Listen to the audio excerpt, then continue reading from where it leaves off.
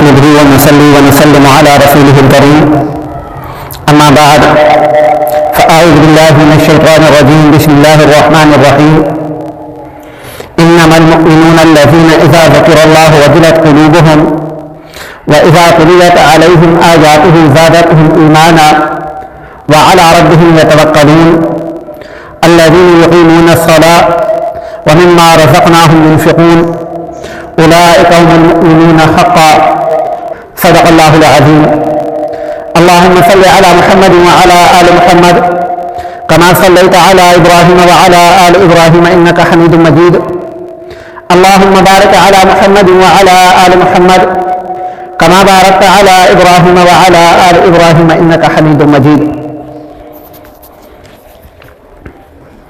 معزز سامعین اکرام، گزشتہ جمعۃ المبارک میں پاک پیغمبر صلی اللہ علیہ وآلہ وسلم کے معجزات کا ذکر کیا تھا۔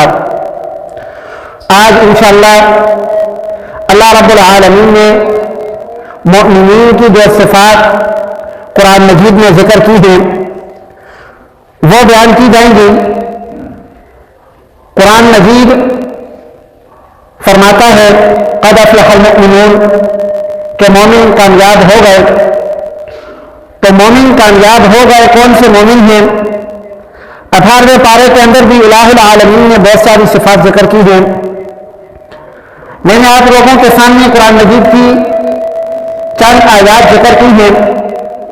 اللہ رب العالمین نے ان آیات میں مؤمنین کی 5 صفات ذکر کی ہیں۔ انما المؤمنون الذین اذا ذکر اللہ وجلت قلوبهم، پہلی صفت الہ العالمین ذکر فرماتے ہیں کہ مومن وہ لوگ ہوتے ہیں کہ جب ان کے سامنے الہ العالمین کا ذکر آتا ہے تو ان کے دل الہ العالمین کی ہیبت سے اور الہ العالمین کی عظمت سے ڈرنے لگ جاتے ہیں۔ ان کے دل میں الہ العالمین کی عظمت کا ڈر اور الہ العالمین کی عظمت کا خوف آ جاتا ہے۔ ڈر انسان کی زندگی میں کئی طرح سے ہوتا ہے۔ مثلا اگر کوئی خونخوار بھیڑیا درندہ سامنے آ جائے تب بھی دل میں ڈر پیدا ہوتا ہے، جسم میں کپکپی آ جاتی ہے۔ اگر کوئی انسان اسلحہ تان کر کھڑا ہو جائے اس اسلحے سے بھی ڈر جاتا ہے۔ اسی طرح انسان کے دل میں اپنے اساتذہ کا ڈر بھی ہوتا ہے، والدین کا ڈر بھی ہوتا ہے، اور معاشرے میں بدنامی سے بھی ڈرتا ہے، عزت جانی سے بھی ڈرتا ہے۔ ان سب ڈروں کی اپنی اپنی خصوصیات ہوتی ہیں، اپنے اپنے مواقع ہوتے ہیں۔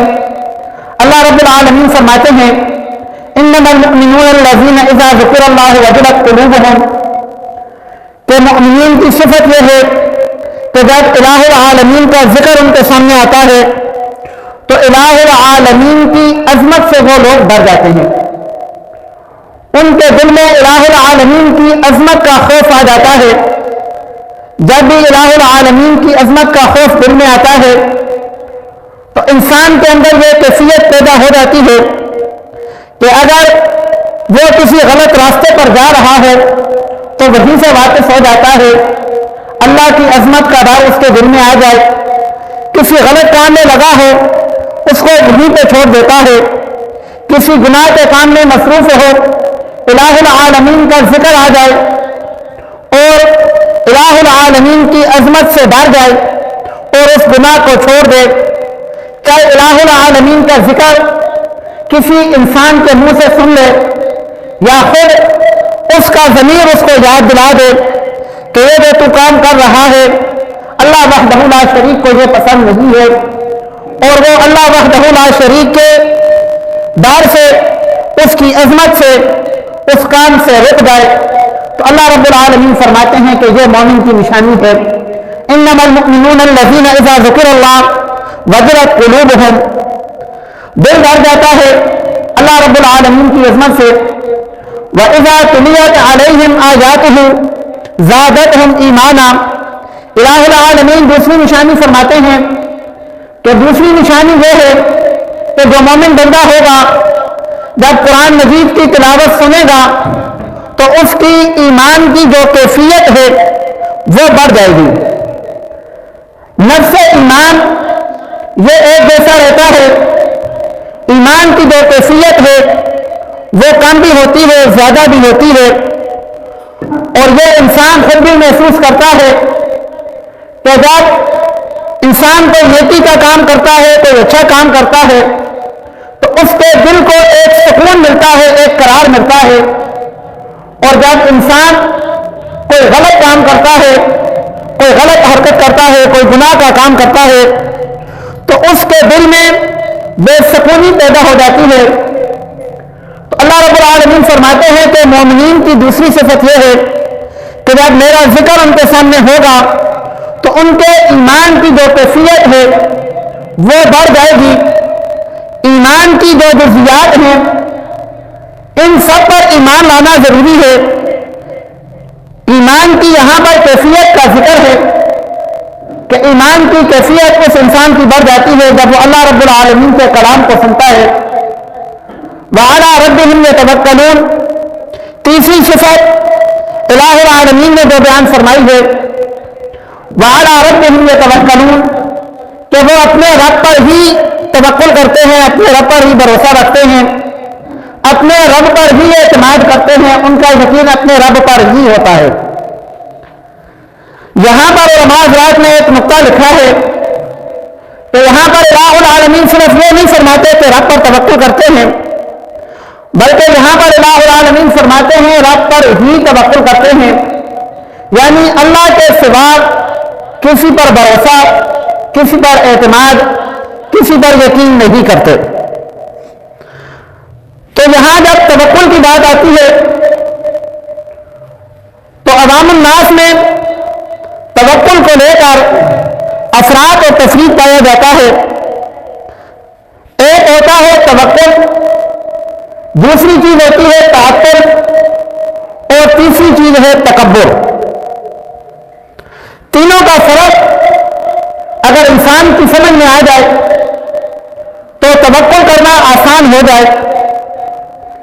توکل کہتے ہیں کہ انسان جتنی اس کی استطاعت ہے, جتنا وہ کر سکتا ہے, جتنا کچھ الہ العالمین نے اس کو دیا ہے, اس سب کے مطابق جو بھی کام کرنا چاہتا ہے, جو بھی اس کی ضروریات ہیں, ان سب کے لیے اسباب کو بروئے کار لائے.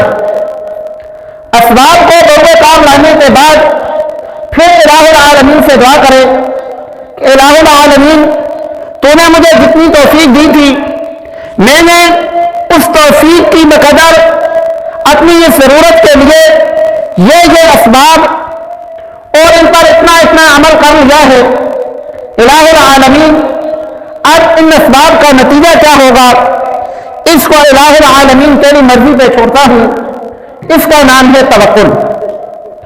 اور اس کی کئی مثالیں پاک پیغمبر صلی اللہ علیہ وآلہ وسلم کی زندگی سے ملتی ہیں کہ ایک دفعہ آپ صلی اللہ علیہ وآلہ وسلم جا رہے تھے, ایک جانور کو دیکھا کہ وہ چل رہا تھا, تو اس کے مالک سے پوچھا کہ اس کو باندھا کیوں نہیں؟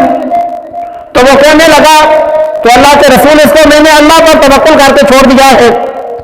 پاک پیغمبر صلی اللہ علیہ وآلہ وسلم نے فرمایا کہ اس کو باندھنے کے بعد پھر اس کو جو ہے الہ العالمین پر چھوڑو. تو اسباب اختیار کرنا یہ توکل ہے, اور اسباب کو چھوڑ کر الہ العالمین سے دعا کرنا یہ تعطل ہے, اور یہ شریعت میں جائز نہیں ہے. مثال کے طور پر کسی انسان کو کوئی بیماری لگتی ہے, وہ انسان ڈاکٹر کے پاس نہیں جاتا, دوائی نہیں لیتا, اور کہتا ہے مجھے الہ العالمین پر توکل ہے, الہ العالمین پر بھروسہ ہے, اللہ رب العالمین کی ذات شفا دینے والی ذات ہے, تو مجھے اللہ ہی شفا دے گا, اور اسباب کو ترک کر دیتا ہے. تو اس چیز کی شریعت میں اجازت نہیں ہے, اس کو تعطل کہتے ہیں. ایک دوسری مثال, جیسے سردیوں کا موسم ہے, ایک آدمی رات کو باہر اپنے گھر کے سین میں کھڑا ہو جاتا ہے اور نہ اپنے اوپر بنجان لیتا ہے، نہ کپڑے لیتا ہے، نہ چادر لیتا ہے، سردی میں کھڑا ہو جاتا ہے اور کھڑے ہو کر کہتا ہے کہ سردی لگنا یا نہ لگنا یہ الہ العالمین کا اختیار ہے، مجھے الہ العالمین پر بھروسہ ہے، مجھے سردی نہیں لگے گی۔ تو یاد رکھو اس آدمی کا یہ فعل توکل کے زمرے میں نہیں آتا، بلکہ یہ تعطل ہے۔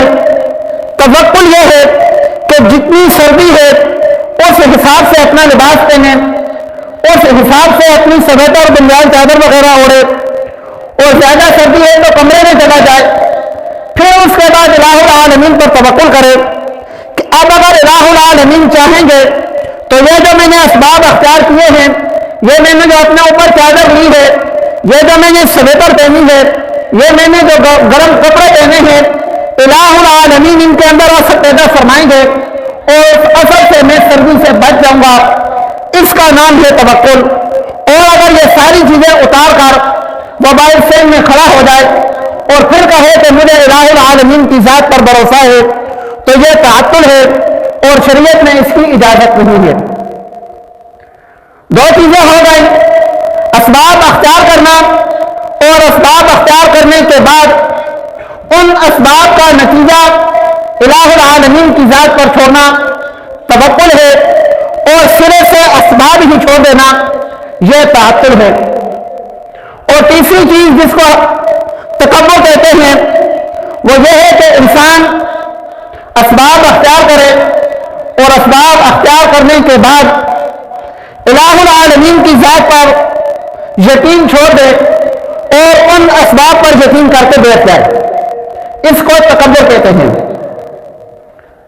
مثال کے طور پر ایک آدمی کام پہ جاتا ہے، اس کو پتا ہے میں کام پہ جاؤں گا، وہاں پہ مجھے مزدوری ملے گی، واپسی پہ میں اپنے بچوں کی ضروریات، اپنے گھر کی ضروریات جو بھی ہیں بازار سے لے آؤں گا، اور اس سب کے پیچھے وہ اس بات کو بھول جاتا ہے کہ الہ العالمین کی ذات اسباب دینے والی ہے۔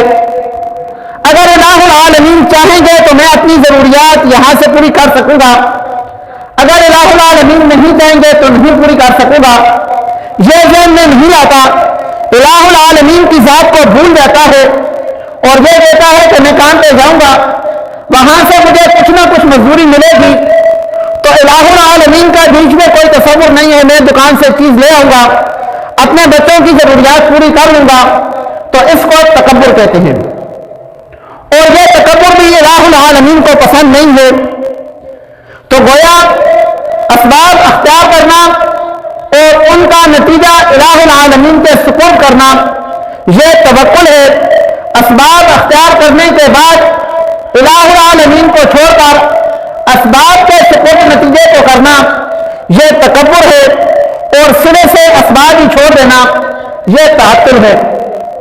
تو الہ العالمین فرماتے ہیں کہ مومن کی تیسری صفت اپنے رب پر توکل کرتے ہیں، تعطل بھی نہیں ہے، تکبر بھی نہیں ہے، الہ العالمین کی ذات پر بھروسہ ہے اور جو اسباب ہیں وہ اختیار کرتے ہیں۔ تو یہ ایمان والوں کی تیسری صفت ہے۔ چوتھی صفت الہ العالمین فرماتے ہیں الذین یقیمون الصلاۃ، کہ ایمان والوں کی چوتھی صفت یہ ہے کہ وہ نماز قائم کرتے ہیں۔ یہاں پر الہ العالمین نے نماز کے لیے لفظ قیام ذکر کیا ہے کہ وہ نماز قائم کرتے ہیں۔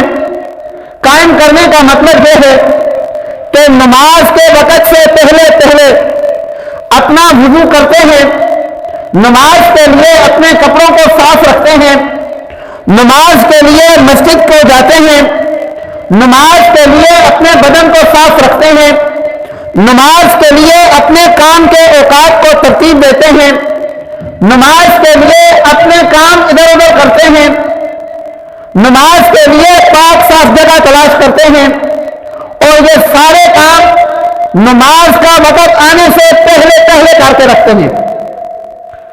یہ نہیں کہ نماز کا وقت شروع ہو گیا اور ایک انسان کہتا ہے میں نے ابھی بازار بھی جانا ہے، میں نے ابھی امی کے لیے دوائی بھی لانی ہے، میں نے ابھی ابو کو ڈاکٹر کے پاس بھی لے کر جانا ہے، اس کو نماز کا قیام نہیں کہتے.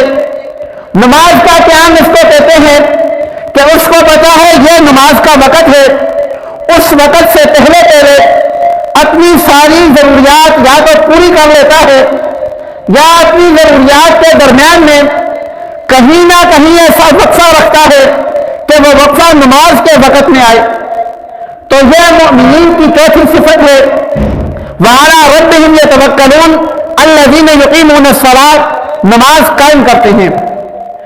نماز پڑھنے کا ذکر نہیں ہے اور نماز کے اندر جتنی بھی تاثیریں قرآن مجید نے بیان فرمائی ہیں، یا ایھا الذین آمنوا استعینوا بالصبر والصلاۃ، اے ایمان والو اللہ رب العالمین کی مدد طلب کرو، بالصبر والصلاۃ، صبر کے ساتھ اور نماز کے ساتھ. تو اللہ رب العالمین کی مدد ایسی نماز کے ساتھ آتی ہے جس نماز کے اندر یہ قیام والی صفات ہوں، جس نماز کے اندر اہتمام والی صفات ہوں، جس نماز کے اندر خشوع خضوع والی صفات ہوں، جس نماز کے اندر الہ العالمین سے ملاقات کا شوق ہو. اگر نماز کی یہ ساری صفات پوری ہوں گی تو پھر اس نماز کے ساتھ الہ العالمین کی مدد آئے گی. دوسری جگہ الہ العالمین فرماتے ہیں ان الصلاۃ تنہی عن الفحشاء والمنکر، نماز بے حیائی اور برے کاموں سے روکتی ہے. تو کون سی نماز بے حیائی اور برے کاموں سے روکے گی؟ وہ نماز جو قیام والی نماز ہوگی، جس نماز کا انسان اہتمام کرے گا، جس نماز کو پڑھنے سے پہلے انسان یہ سوچے گا کہ میرے کپڑے ناپاک تو نہیں ہیں، جس نماز کو پڑھنے سے پہلے انسان یہ سوچے گا کہ یہ میں کام تو شروع کرنے لگا ہوں لیکن اس کام کی وجہ سے میری نماز کا وقت تو ضائع نہیں ہوگا، میں اس سفر میں جانے تو لگا ہوں لیکن اس سفر کی وجہ سے میری نماز کے اندر تو خلل نہیں آئے گا. جب نماز کے اندر یہ قیام والی صفات ہوں گی تو اللہ رب العالمین فرماتے ہیں ان الصلاۃ تنہی عن الفحشاء والمنکر، کہ ایسی نماز پھر بے حیائی سے بھی روکے گی اور برے کاموں سے بھی روکے گی. تو مومنین کی یہ چوتھی صفت کی الذین یقیمون الصلاۃ ومما رزقناہم ينفقون، اور جو کچھ الہ العالمین نے ان کو مال دیا ہے اس کو الہ العالمین کی رضا کے لیے خرچ کرتے ہیں. خرچ کرنے کا مقصد اللہ رب العالمین کی رضا ہو، خرچ کرنے کا مقصد نمود و نمائش نہ ہو، خرچ کرنے کا مقصد اپنی دولت دکھانا نہ ہو، خرچ کرنے کا مقصد اپنے آپ کو بڑا دکھانا نہ ہو. جہاں پر بھی وہ خرچ کرتے ہیں اس کا مقصد الہ العالمین کی رضا ہو، چاہے وہ اپنی دولت کسی اجتماعی کام میں خرچ کریں، چاہے وہ اپنی دولت کسی مسجد یا مدرسے کی تعمیر میں خرچ کریں، چاہے وہ اپنی دولت کسی غریب یا مستحق کی ضرورت پر خرچ کریں.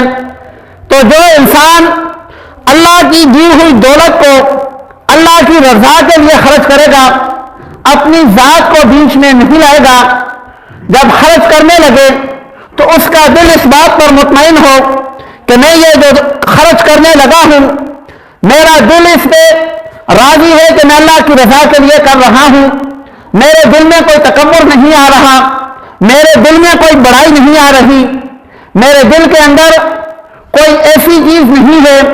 تو یہ آدمی سمجھ لے کہ اس کا یہ خرچ کرنا مؤمنین کا خرچ کرنا ہے. یہ 5 صفات اللہ رب العالمین نے قرآن مجید میں ایمان والوں کی ایک جگہ ذکر کی ہیں. انما المؤمنون اذا ذکر اللہ وجلت قلوبہم، کہ مؤمنین وہ ہوتے ہیں جب اللہ کا ذکر ان کے سامنے کیا جائے، چاہے کوئی بندہ کرے یا ان کا اپنا ضمیر ان کو اللہ کی یاد دلائے تو اللہ کی عظمت سے وہ ڈر جاتے ہیں. وَإِذَا تُلِيَتْ عَلَيْهِمْ آيَاتُهُ زَادَتْهُمْ إِيمَانًا، الہ العالمین کے کلام کو سن کر ان کے ایمان کی کیفیت بڑھ جاتی ہے. وَعَلَىٰ رَبِّهِمْ يَتَوَكَّلُونَ، اپنے رب پر سنت کے مطابق بھروسہ کرتے ہیں. الَّذِينَ يُقِيمُونَ الصَّلَاةَ، نماز کو پورے اہتمام کے ساتھ قائم کرتے ہیں. وَمِمَّا رَزَقْنَاهُمْ يُنْفِقُونَ، اور الہ العالمین کی دی ہوئی دولت کو الہ العالمین کی رضا کے لیے خرچ کرتے ہیں. یہ 5 صفات الہ العالمین نے مؤمنین کی عیسائیت میں ذکر کی ہیں. اللہ رب العالمین عمل کی توفیق عطا فرمائے.